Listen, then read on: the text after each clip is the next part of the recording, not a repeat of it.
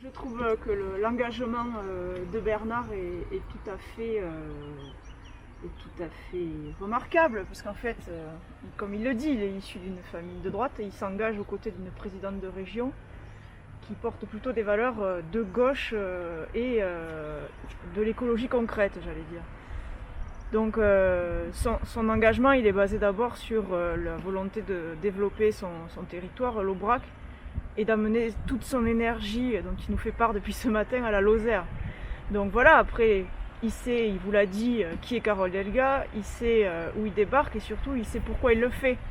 Il ne le fait pas pour des raisons militantes, il le fait pour son territoire. Donc moi je trouve cet engagement remarquable et je le remercie d'être avec nous et d'apporter sa force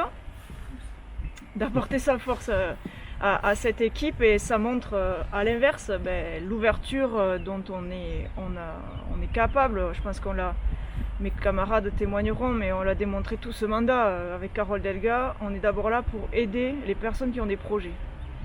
Et on a aidé toutes les communes de Lozère, quel que soit leur bord politique, et je crois que c'est ce que salue Bernard par son engagement. Et c'est ce que Florence Bailly aussi a dit tout à l'heure. C'est pour cela aussi qu'elle est avec nous, parce qu'elle sait que les petites communes, 164 habitants à Saint-André-de-Lancise.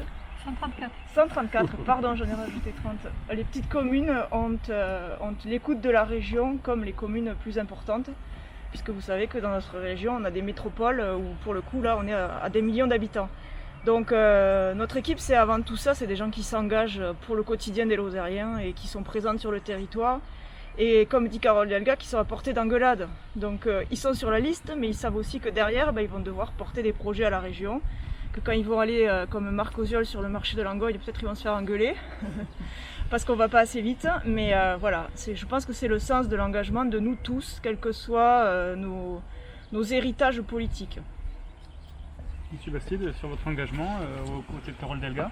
Mon engagement, je vous l'ai déjà un peu expliqué tout à l'heure. Donc, moi, c'est une destination et je la voyais pas là il y a 30 ans. Et là, le résultat, le passé récent de Carole Delga à la tête de la région m'a convaincu que c'était quand même une personne qui faisait preuve d'un grand esprit d'ouverture et que je pouvais m'engager suite à sa demande aussi à essayer moi aussi de constituer et sur le plateau et sur le Nord Lozère une responsabilité si toutefois on m'en donne la chance. Et donc je voudrais bien continuer d'être au service de cette population de l'Aubrac et un peu plus loin que l'Aubrac quand même, parce qu'il y a plus que l'Aubrac, il y a la Lozère aussi.